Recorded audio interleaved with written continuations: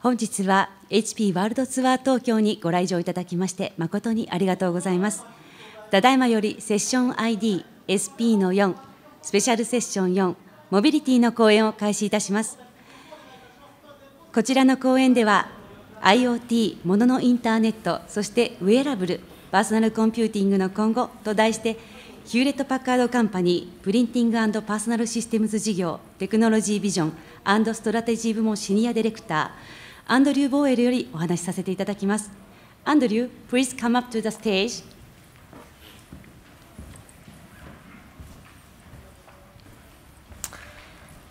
皆さん、こんにちは。ヒューレット・パッカードのアンドリューでございます。よろしくお願いします。それしかできないので、これから英語で頑張ります。Before I start, I just wanted to say what a great pleasure it is to be here.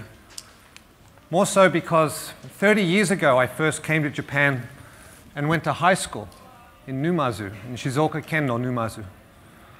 And it was a wonderful year, probably the best year of my life. Lived with a Japanese host family.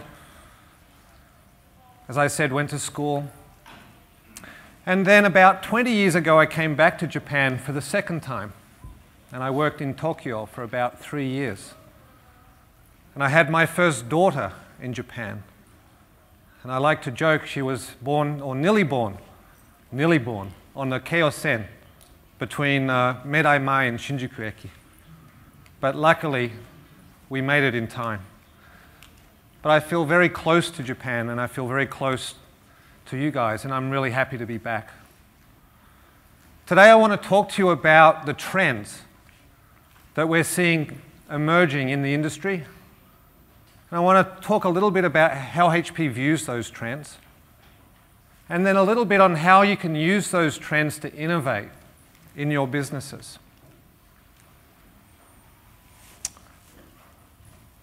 Let me start with just talking about change.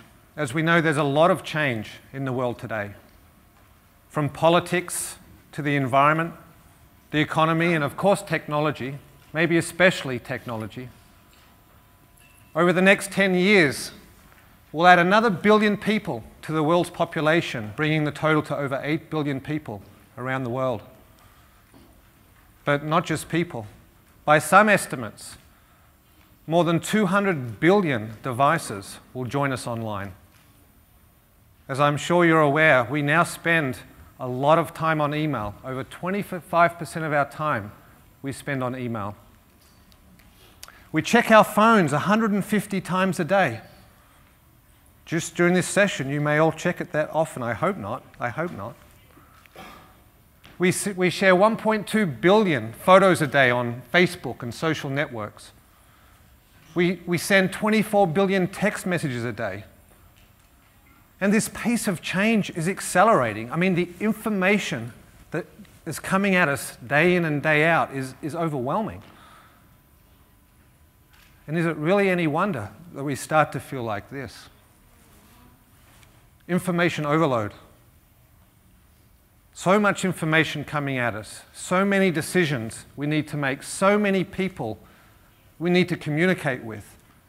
And the reason is actually very simple. Technology and information increases exponentially. And it's been increasing exponentially for the last 50 years. But our human brains don't. Our human brains don't scale in the same way. In fact, my human brain actually goes down over time now. So the problem is really only going to get worse. But the other effect of this change is that technology enhances our human abilities. It creates new opportunities. We can now work from wherever we want, whenever we want. We can communicate with anybody we want, anywhere in the world. And we can be anything we want today because of technology. We can be creators, we can be designers, we can be publishers, we can be makers, we can be manufacturers. Everything becomes possible. So how we deal with this change and the world that we create from it I mean, really, that's the opportunity in front of all of us today. Because time is our most valuable resource.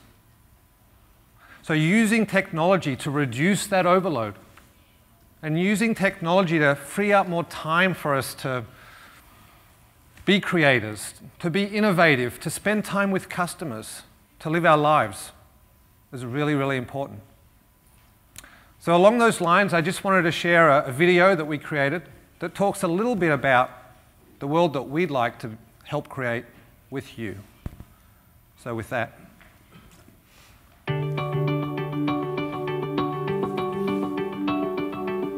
We believe in a world where the lines are blurred between the physical and digital, between work and home, between front office and back office, between makers and manufacturers, where the technology takes a back seat to a human-centered design, unleashing creativity, self-expression, and a whole new wave of innovation. We believe in a world where people and things connect. We're moving from an era where people need to interact with machines to get things done, to a world where technology becomes more intuitive. It learns from us, it anticipates our needs. We believe in a world where technology can make us more human. As machines take over our mundane and repetitive tasks, we can focus on what we want to do instead of what we have to do. We believe in a world where evolution meets revolution, where harnessing technology is going to spark a new era of creativity, productivity, and potential. This revolution is increasingly driven by a world that is closely connected by mobile devices, social media, and the internet. At HP, we know how to blur the lines, to integrate these technologies seamlessly into our everyday life. With our arsenal of smart connected devices, software, and cloud services, we are ready to lead this revolution. We believe in this world where technology surprises us and amazes us, where innovation and imagination leads us to a better future, where the best is yet to come. We believe.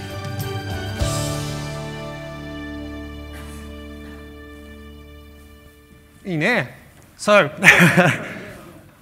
we can be anything I said. We can even be bad movie actors as well, which is good sometimes. So, how do we create this world? And what are some of the industry trends that are shaping it? So maybe for the next 25 minutes, I just wanted to go through some of those trends with you. And I'll go through them very quickly, and I'll do it by sharing some examples of things that are happening to give you a sense of what's real today.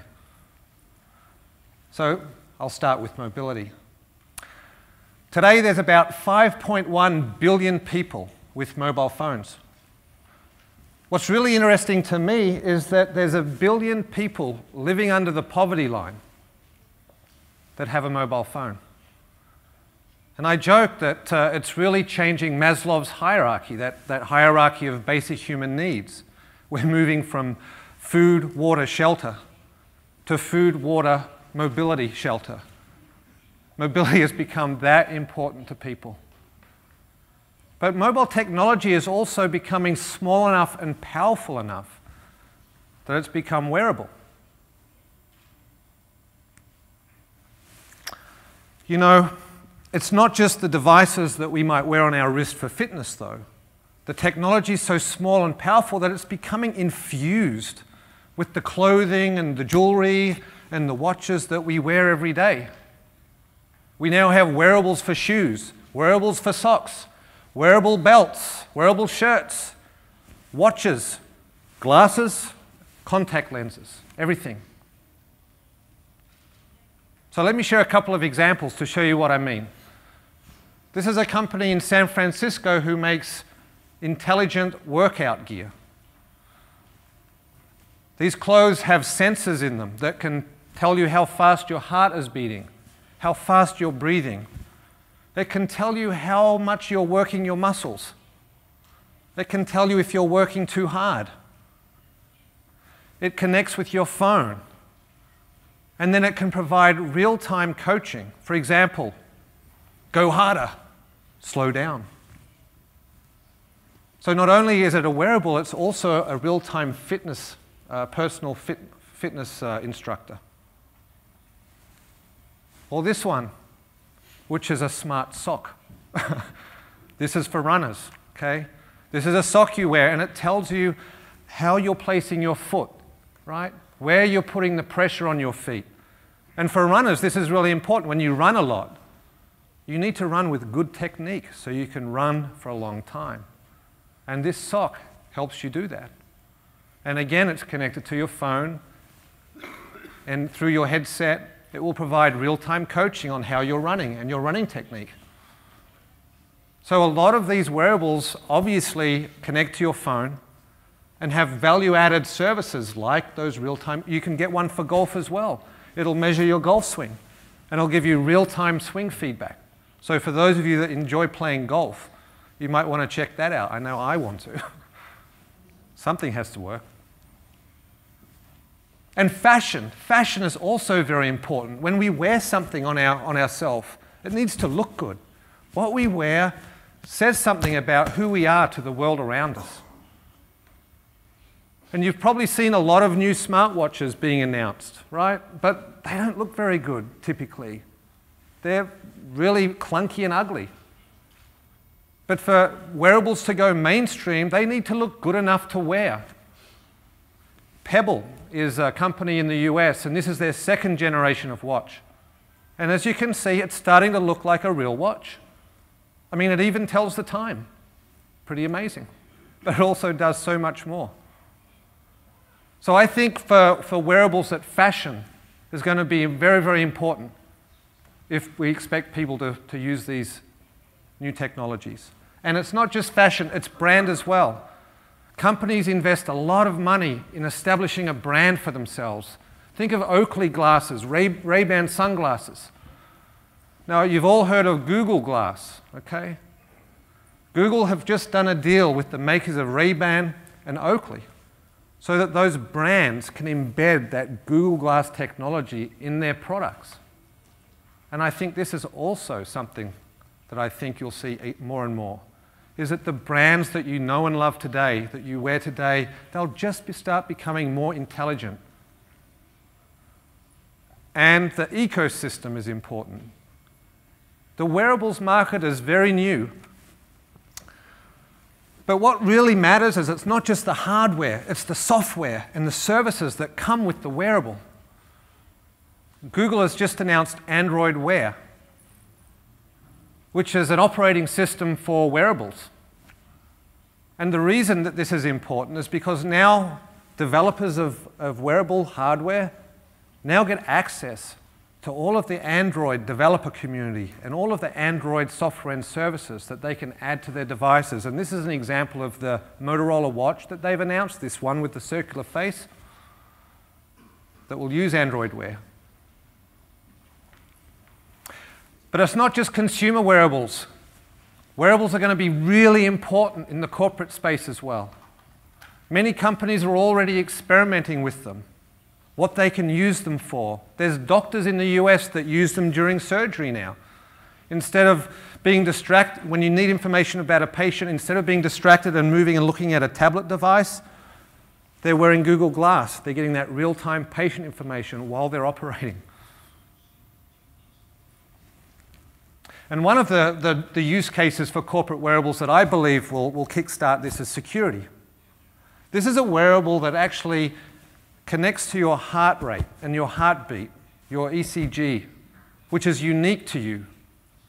So using this wearable, you can authenticate yourself to the network, to the building, and that is done through this unique heartbeat of yours. And if you thought that's cool, then there's even a pill you can swallow now.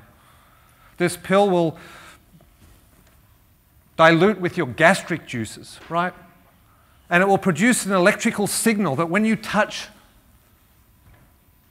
the car door handle or the doorknob of your house or a computer, you'll transmit that unique signal that this pill generates inside you to authenticate you to anything in the physical world. Now, maybe not all of us will want to swallow a pill and become a walking password. But who knows one day? And Google recently announced a contact lens that includes sensors, and it's for diabetics. So this contact lens will detect from the fluid in your eye your blood sugar level.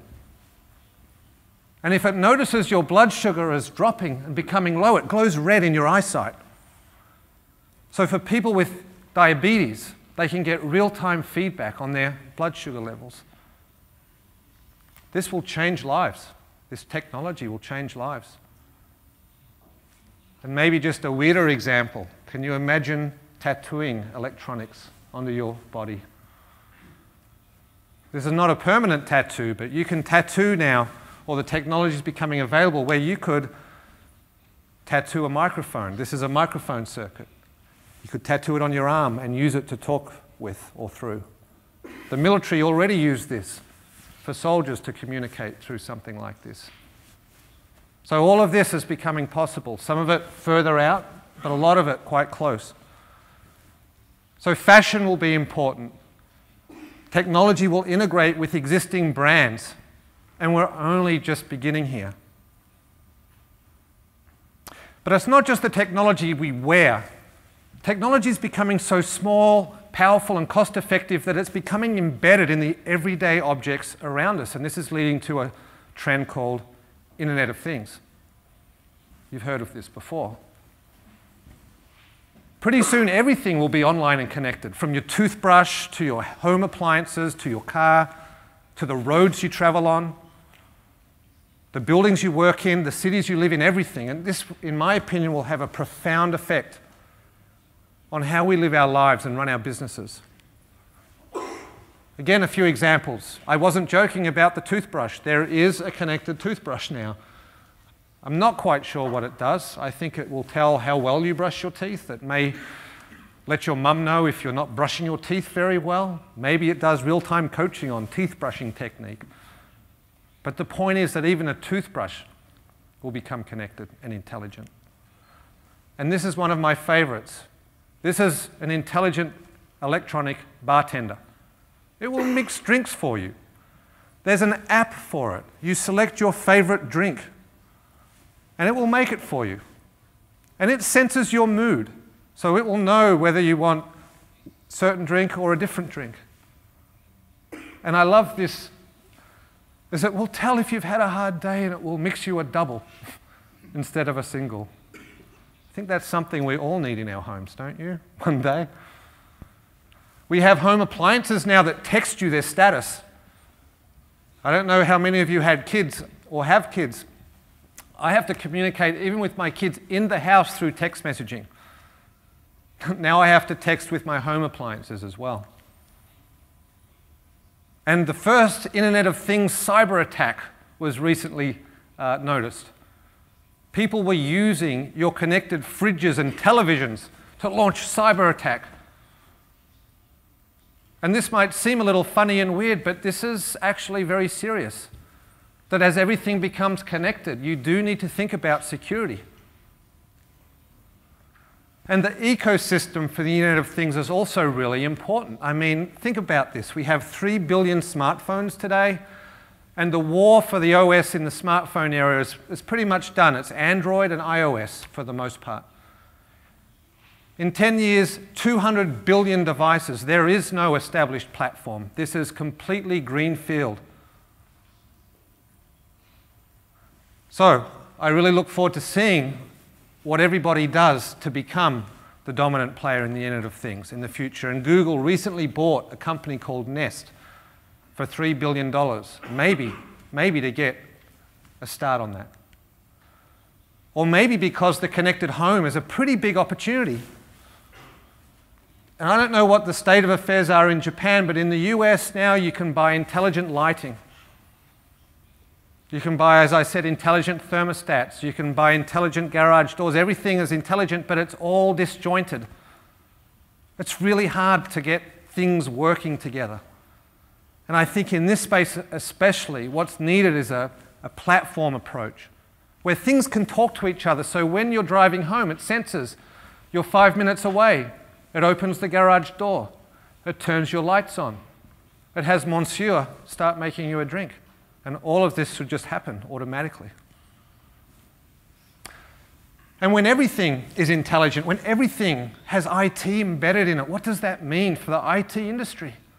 It's no longer a division between computers and things. Everything becomes computing. And what happens when we take these intelligent devices and we give them the ability to move around in the physical world with us, the sensors, the mechanics? Well, what do we get then? We get robots. This is one of my favorite areas. I love robots. We've got robots in the home, we've got robots in the factories, we've got medical robots. Robots are not science fiction, they're here today. For example, in the US anyway, there's robots that vacuum your floors. There are now robots that wash your windows and that clean your barbecue. Now really, who wouldn't want robots like that? And why? Do you know that we all spend 100 billion hours a year cleaning our house and mowing our lawns? Can you imagine if robots could do it for us? 100 billion hours of human potential is given back to us. I was at TED recently. Edward Snowden, the NSA whistleblower, joined us at the TED conference. I was really surprised to see him because he was actually physically in Russia. He joined by robot. What was interesting to me was that people interacted with him as though he were human. Because they could talk to him, he could interact back, and he could move around the conference. So telepresence robots are also becoming more and more useful. And this is Baxter. Baxter works in a factory. Baxter is a general-purpose robot. He can be trained to do anything. He works side by side next to humans. He earns $4 an hour and he works 24/7. Robots like Baxter are coming. And you've all heard of Google's self-driving cars. Over 1 million people lose their lives every year through traffic accidents. This car has been on the road for 500,000 miles and has only had 1 accident so far, and that was human error. But think about this. What happens when all of the cars on the road are self-driving? What happens to all of the jobs for people who drive for a living, cab drivers, truck drivers? Or if there's no more accidents, what happens to the auto insurance industry? So my point is, while these may seem interesting and sexy technologies, that they're going to change the world as we know it. They're going to affect more than just technology. This is an Amazon commercial drone. They're testing it for delivering packages that you buy online. What happens when commercial drone delivers all of the things we buy? What happens to the companies that do that today? And this is an unmanned drone that Facebook were interested in to provide internet connectivity to developing countries. So you would send up these unmanned drones and they would just circle the earth. And they'd be like access points, internet access points to provide, as I said, internet connectivity for everybody. And this is commercial chess at its finest, because earlier this week Google bought this company. Maybe to keep this technology away from Facebook, I'm not sure, but these things are happening. And at HP, you may not think about us when it comes to robotics, but we have in our labs research into robotic software, software that mimics how the human brain works and allows robots to learn and become smarter. So again, robots are not science fiction. They're here today. More are coming.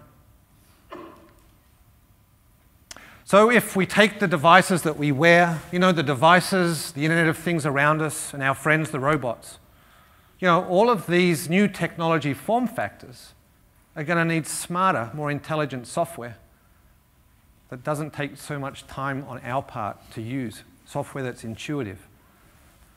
And this is driving a trend I call contextual computing, okay? Contextual computing is just a fancy word for personalized software. Software that knows, you know, we know our location, our likes and dislikes, our preferences. Software that can use all of that information to make more intelligent choices for us, to offer us the things that we need only when we need them. And probably the best example of this is Google Now. I don't know how many people here use Google Now. Think of this as a virtual assistant. It can tell you what time to leave your home in the morning based on where you need to be, based on the traffic conditions. When you're walking past a supermarket, it knows you need bread and milk, reminds you, go and buy them.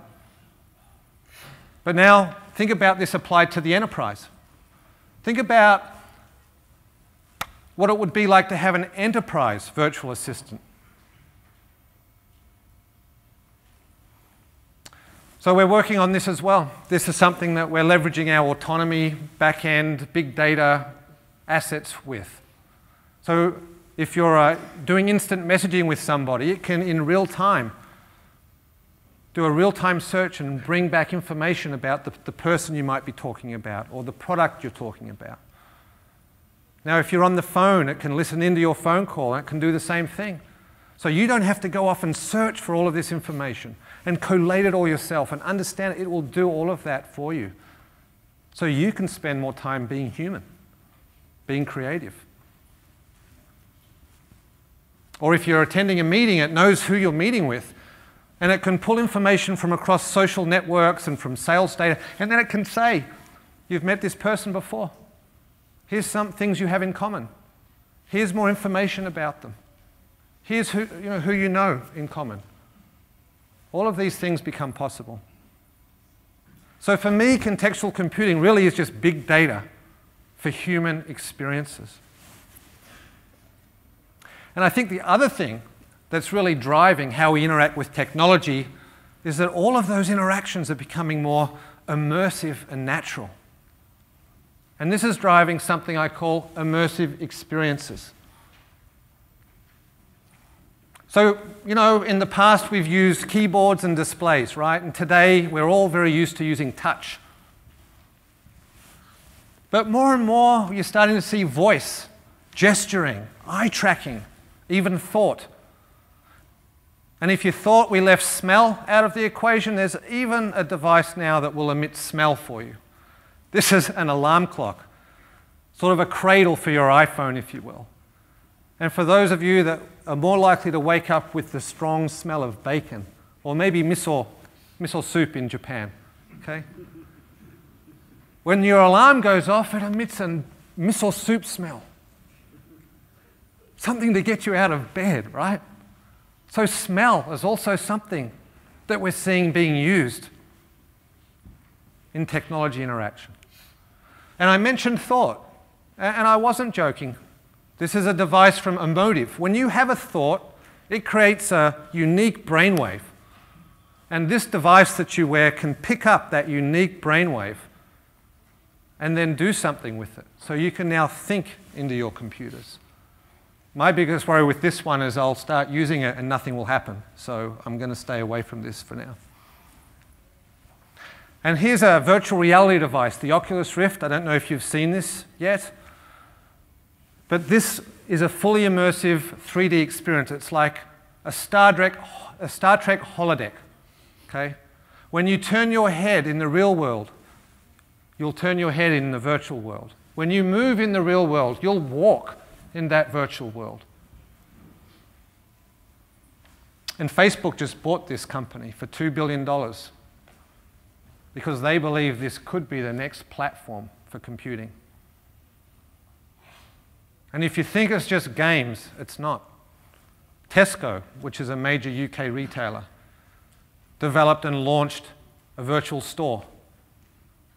You put this on, you can now go to a Tesco store. You can walk the aisles. You can look at the products on the shelves. You can buy them and they'll be delivered to you in the physical world. Now, in the past, Second Life was something you've probably heard of. Second Life. For me, this is completely different. This is fully immersive. Technologies like this are on the horizon. And the other thing that's driving these experiences is that the physical and digital worlds are blurring as well, right? Augmented reality, where everything in the physical world has a digital experience associated with it. And this is my favorite set of glasses. This is augmented reality glasses. These guys have a demo whereby when you're looking through these glasses, you can see the physical world, but it has a digital overlay as well. And they can project a virtual smartphone into your hand. It only exists in the virtual world, but you can use it to make phone calls with. You can download apps to it. You can play Sudoku on it. But it doesn't exist. It's virtual. Now imagine. Imagine when you can upgrade your phone without having to buy a new phone. You just create a new virtual phone. And one way this technology is being used is for people who have difficulty seeing, visually impaired. You put these glasses on, they connect to your phone, which connects to an earphone, and they can help you know if the light at the crossing is red or green. When you walk into a supermarket and you can't see the boxes, you can just point at a box and it will tell you this is a box of cereal, this is the brand of cereal. So for people who can't see, this is significantly changing and helping with their lives as well. So there are really great, compelling use cases for this sort of technology. HP is doing something called live photo, where when you wave your phone over a photograph that's been associated with a video, the video plays. But more than that, we're actually trying to enable every piece of paper to have that same experience. So everything that you print can have an associated digital experience. That might be authentication. Is this an original copy of this document? Or architectural plans, maybe changes that have been made since it's been printed can be shown. So paper can become intelligent. And as an example in South Korea, here's an example of, again, Tesco, that used HP printing to print a storefront on latex that was then put onto the subway walls. And like in Japan, a lot of people work very late and don't have a lot of time to shop in South Korea. So this was a printed storefront. People in the subway could walk up to it and through a QR code buy things on their way home. And then what would happen is that after they arrived home, those products would be delivered to them. So you don't, now as a retailer, you don't have to set up physical retail space. You can just print your storefront. You can have storefronts in subway stations. You can have them anywhere now. People can interact with those and buy things through them. Think of the possibilities there. So for me, immersive experiences are things that we all need to be thinking about. How to make the experiences we have with technology fun, different, compelling. And I think the same is very true in the commercial world as it is in the consumer world. So why am I telling you about trends? Why are they important? Well, trends point to the future. They point to what our customers, all of our customers, are going to expect in the future. And one way that you can use them is to take your business focus, whatever that might be, and just try combining it with one or more of these trends to see what new ideas that helps generate for you. So if you're in retail, how can you use contextual computing or immersive experiences to provide a better experience for your shoppers? Or if you're in manufacturing, how can you use robots or 3D printing to provide a better experience for your workers? Technology trends are really important because they're the drivers of innovation. So one quick example here. For those of you, and many of you may already be aware of this, but the Olympics is coming to Tokyo in 2020, of course. And for people like myself, it's really hard to read Japanese kanji. I love the food displays. You know what you're going to get, right? But NTT Docomo are developing some glasses, some augmented reality glasses, where foreigners coming to the Olympics can look at a sign in Japanese or a menu in Japanese and have that translated to their local language. Now that's going to create a much better experience for people who can't read Japanese when they come to the Olympics. And they'll go home probably a lot happier for having had that experience. So this is one example of how you take wearables and apply it to translation. There's many, unlimited number of examples for this. And just very quickly, if you're thinking, well, how do I even start? What do I do? I've got this idea, but what skills do I need? You know, at this event today, and probably in your interactions with HP, you hear us talking about mobility, about cloud, about big data, about security. These are the fundamental building blocks of these trends. These are the skills that we all need to develop, which is why HP's been spending so much time and effort developing skills in these areas.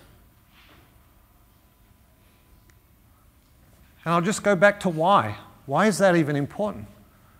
Because I think when we move technology into the background, where we use technology to help with that overload that I mentioned before, right? When we use it to create more compelling, intuitive experiences, well, that frees up time.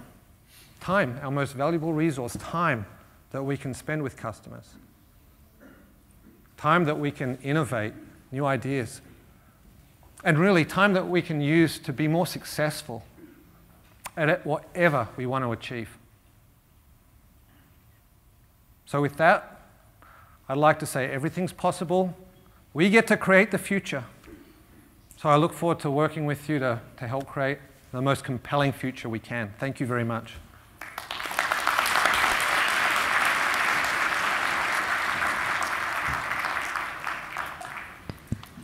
皆様ご清聴いただき誠にありがとうございました。